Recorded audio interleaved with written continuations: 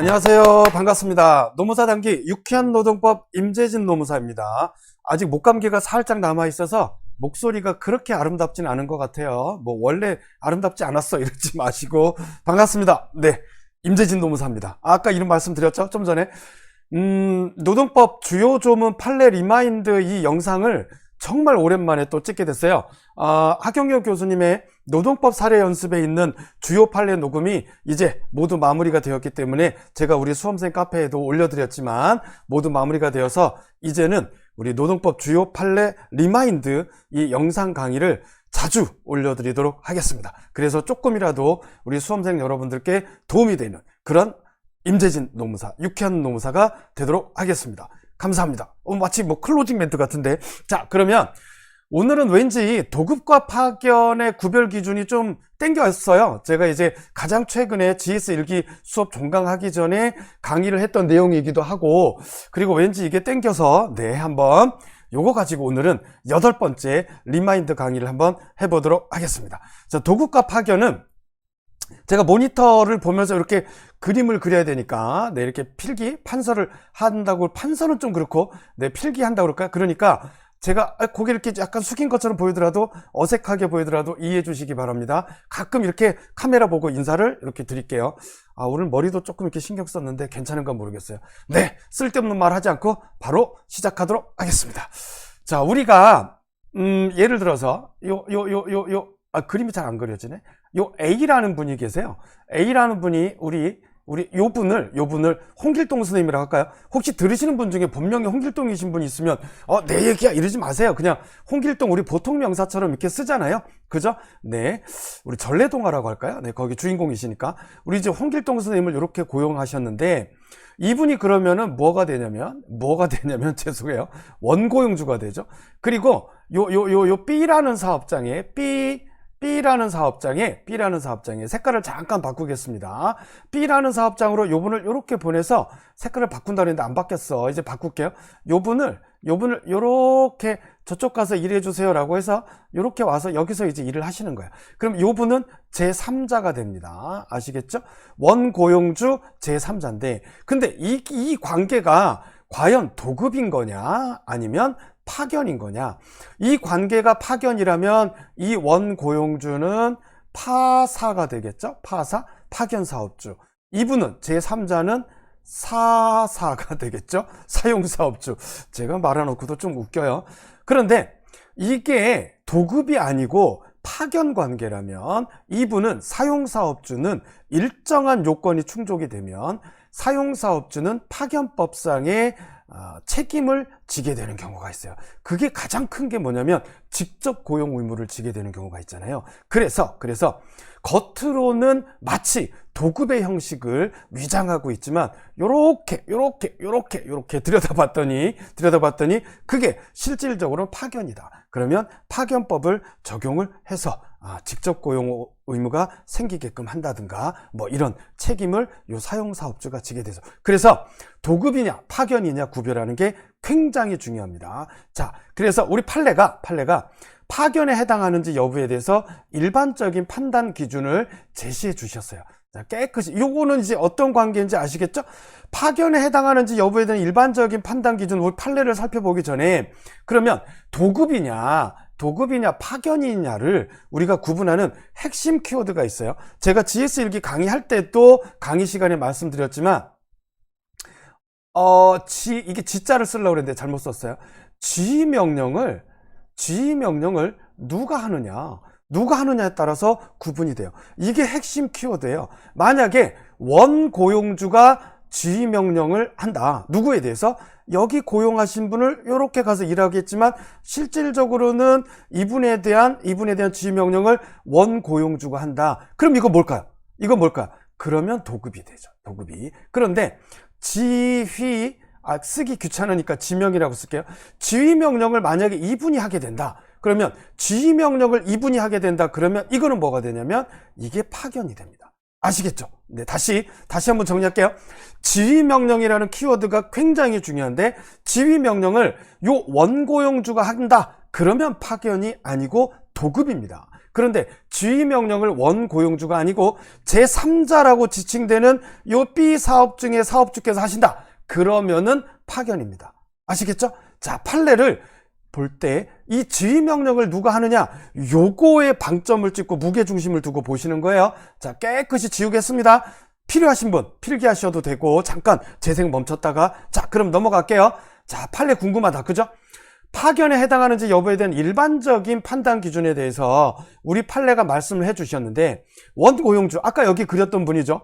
원고용주가 아까 여기 이렇게 그렸던 분이에요.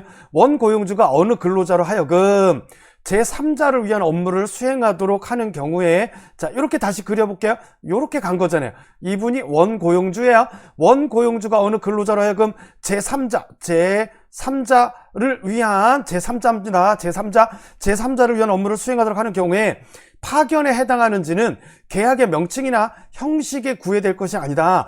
도급이라는 명칭이 있다고 해서 도급이 아니고, 즉 계약의 명칭 형식에 구애될 것이 아니라 5가지 요소를 종합하여 개별적으로 판단해야 된다. 그래서 두 문자가 상실편 선수교 작가태 한삼구 전기 독립인데, 이거 제가 공부할 때 제가 굉장히 존경하는 우리 선생님께서 만들어 주셨던 두 문자인데, 이 두 문자 말고 제가 떠오르지 않아요. 네, 저는 그래서 이걸로 선생님에 대한 존경하는 마음을 담아서 이걸로 두 문자 설명을 드리겠습니다. 다시 한번, 상실편 선수교 작가태 한삼구 전기 독립. 입에 착착 달라붙죠? 정말 대단하신 선생님입니다. 존경합니다, 선생님. 자, 그럼 이거 지우고 판례로 넘어갈게요. 갑니다. 자, 1번 5가지 요소로 하는데 1, 2, 3, 4, 5번까지 딱 있죠. 자, 갑니다. 제3자가 해당 근로자에 대해서 직간접적으로 업무 수행 자체에 구속력 있는 지시를 하는 등. 자, 업무 지휘명령이 키워드라고 그랬는데, 지휘명령 누가 해요? 제3자가 하죠. 제3자는 누구예요? 이분이잖아요. 그쵸? 요렇게 와서 일하는데 이분이잖아. 제3자가 하면 뭐라고 그랬어요? 파견이다. 그죠? 그 다음 2번. 근데 우리가 이제 요걸 좀 더 설명을 나가기 전에 말씀드리고 싶은 건, 이런 문제가 나오면 판례는 누구나 다 써요. 내 옆에 있는 분, 앞에 있는 분, 뒤에 있는 분, 또 왼쪽에 다 써요. 감독관님도 공부하셨으면 쓸 수 있겠죠? 어쨌든 다 쓸 수가 있어. 중요한 건 판례는 다 쓰되 사안의 포섭에서 제대로 해줘야 돼요. 제대로.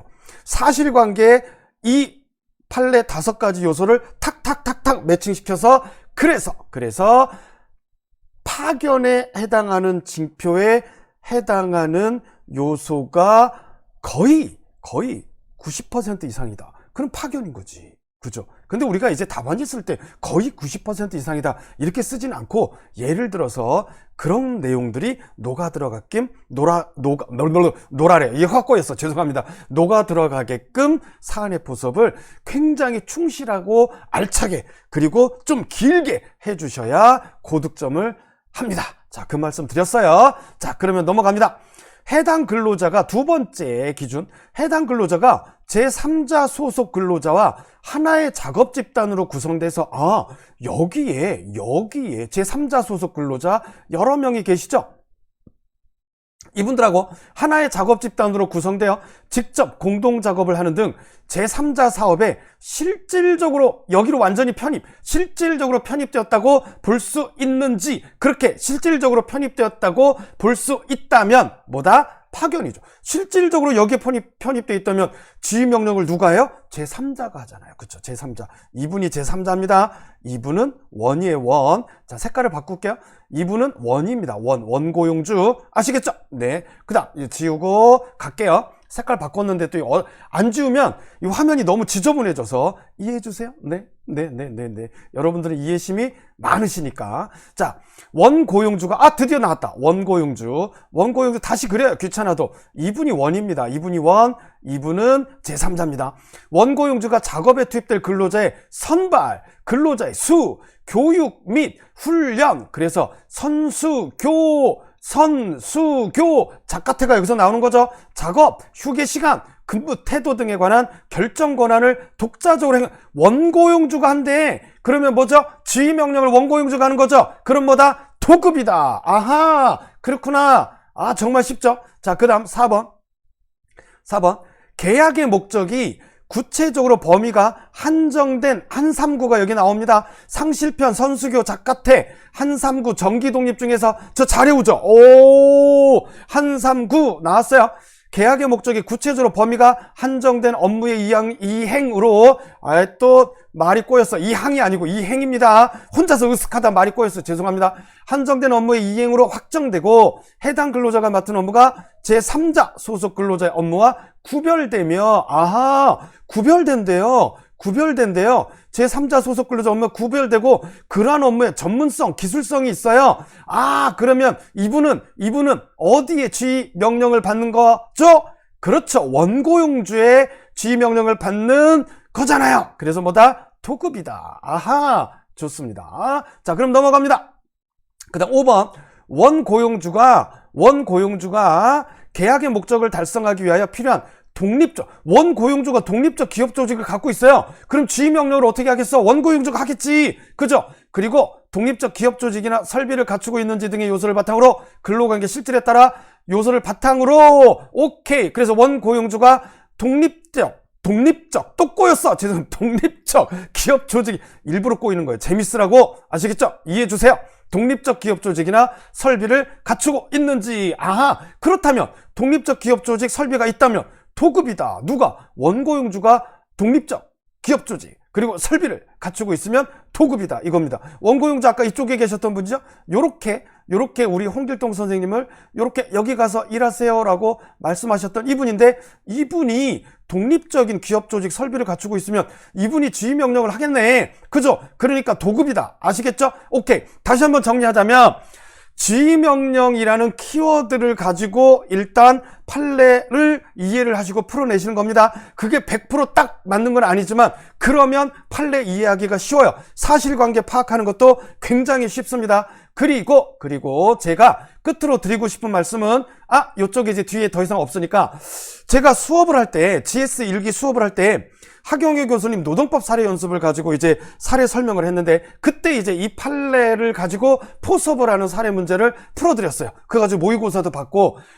그런데 그때 제가 강조한 게 뭐냐면, 그 사실관계에 숫자가 나와요. 무슨 숫자가 나왔냐면 10년 동안 이렇게 위탁 계약을 했다가 해지했다가 또 다시 하고 반복갱신한 거야. 그런데 제가 뭐라고 말씀드렸죠? 10년이라는 거에 꽂혀가지고 이게 마치 핵심 키워드인 것처럼 해서 요 10년이 키워드니까 2년 이상 했네. 이거 아니다 이거죠. 자동차 제조업의 직접 생산 공정 업무잖아요. 직접 생산 공정 업무는 근로자 파견 근로자 사용할 수 있다 없다? 없다. 교수님께서 잡아주신 키워드 핵심 쟁점은 직접 생산 공정 업무에 사용했으니까 파견인데 만약에 이 5가지 요소를 살펴봐서 파견에 해당된다면 직접 생산 공정 업무에 사용을 했으니까 파견에 해당이 돼. 그런데 뭐야? 직생공이죠. 직접 생산 공정 업무에 사용을 하니까 논리적 흐름이 파견에 해당되는지 보고, 요 5가지 요소 가지고 판례를 가지고 파견에 해당되는지 보고, 그리고 요 10년은 나중에 얘기하는 거예요. 직접 생산 공정 업무에 했느냐 안 했느냐 이거 가지고 판단을 하는 거죠. 직접 생산 공정 업무에 파견인데 직접 생산 공정 업무에 사용을 했네? 그러면 파견법 위반이네.